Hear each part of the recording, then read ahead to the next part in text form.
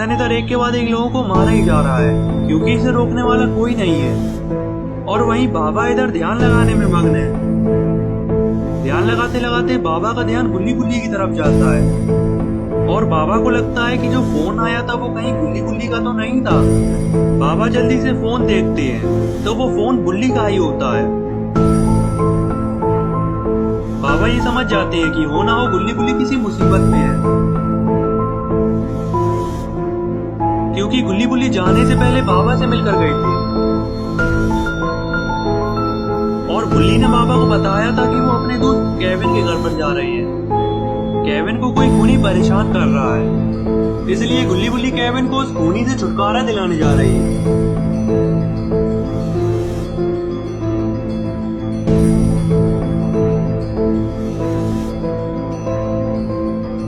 बाबा ये समझ जाती है कि जरूर गुल्ली गुल्ली वहां जाकर फंस गई है और उन्हें मेरी मदद की जरूरत है।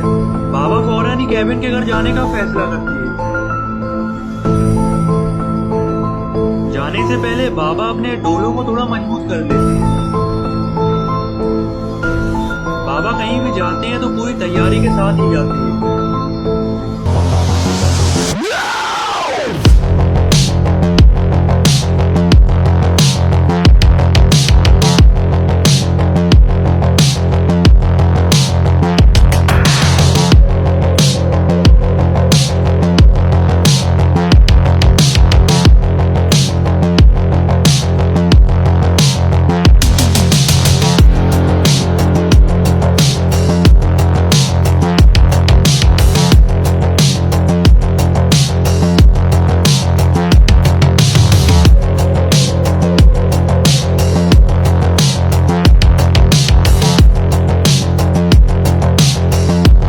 मजबूत करने के बाद बाबा अपनी फटफटिया पर बैठकर सीधे केविन के घर की ओर रवाना हो जाती है।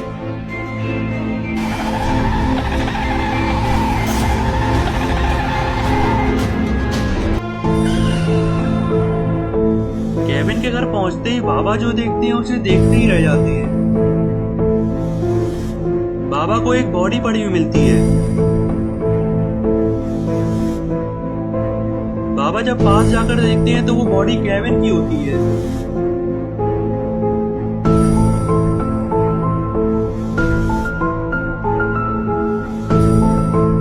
ये देखकर बाबा को बहुत दुख होता है और बाबा ये सोचने लगते हैं कि कहीं मुझे आने में देर तो नहीं हो गई।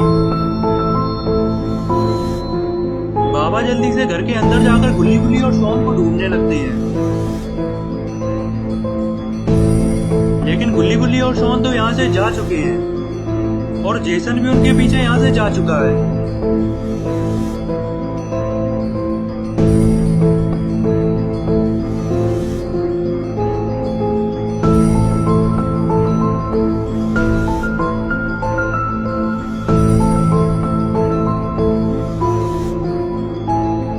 काफी देर घर में ढूंढने के बाद भी बाबा को कोई नहीं मिलता।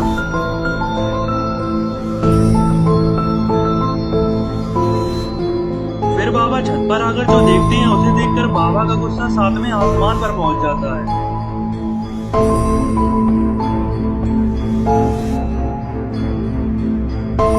बाबा जेसन को पुलिस ऑफिसर को मारते हुए देख लेते हैं।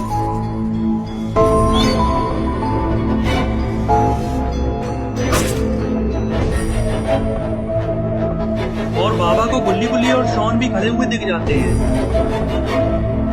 जेसन को देखकर बाबा का गुस्सा सातवें आसमान पर पहुंच जाता है और बाबा छत से कूदकर सीधे उधर ही जाने लगते हैं।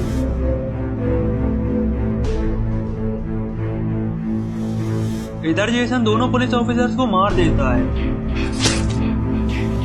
और ये देखकर गुल्ली गुल्ली और शॉन घर के पीछे की पहाड़ी पर कूदकर जंगल की तरफ भागती है। जेसन भी इनके पीछे जंगल की तरफ जाने लगता है और बाबा जब जेसन को जंगल की तरफ जाते हुए देखते हैं तो बाबा भी जेसन के पीछे जाने लगते हैं। इधर जेसन शॉन को पेड़ के पीछे छुपा हुआ देख लेता है और जाकर शॉन को पकड़ लेता है। जेसन शॉन को मारने ही जा रहा था कि तभी बाबा आकर जेसन का हाथ पकड़ लेते हैं। बाबा जेसन से कहते हैं शॉन को छोड़ दो और दम है तो मुझसे लड़के दिखाओ। ये सुनकर जेसन शॉन को अलग फेंक देता है और बाबा से लड़ने के लिए तैयार हो जाता है। बुल्ली बुल्ली और शॉन भी बाबा और जेसन की लड़ाई देखने लगते हैं और बुल्ली बाबा से कहता है जेसन ने काफी लोगों को मार दिया है, बाबा आपको सबका बदला लेना होगा। जेसन को मार मार के जेसन की हड्डी बस एक कर देना। और फिर बाबा और जेसन की लड़ाई शुरू हो जाती है।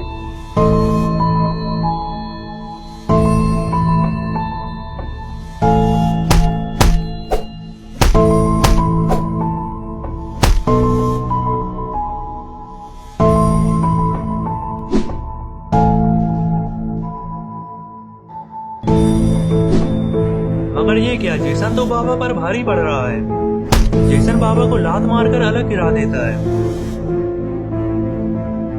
ये देखकर बुल्ली बुल्ली और शॉन बाबा से पूछते हैं, बाबा आप अपने डोले तो मजबूत करके आए थे ना?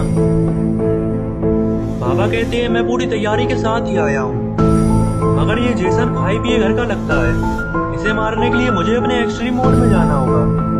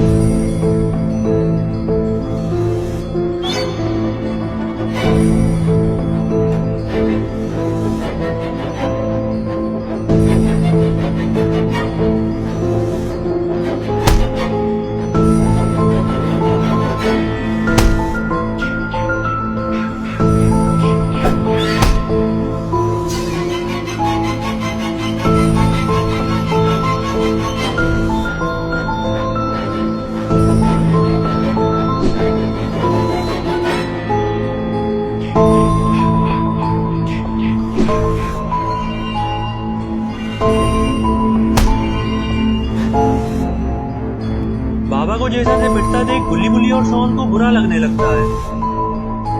तभी शॉन कुछ ऐसा कर बैठता है जो उसे नहीं करना चाहिए था। शॉन से पिटकर बाबा को अपनी बहुत बेइज्जती लगती है और साथ ही साथ बाबा को इतनी गुस्सा आ जाती है कि बाबा का एक्सट्रीम मोड ऑन हो जाता है।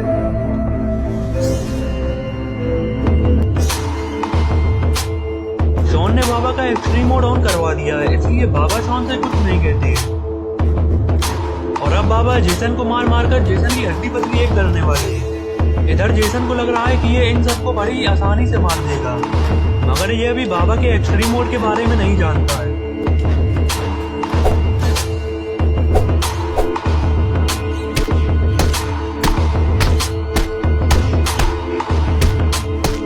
काफी देर मारने के बाद बाबा को लगने लगता है कि जेसन अब मर चुका है, तो बाबा इसे छोड़ देते हैं।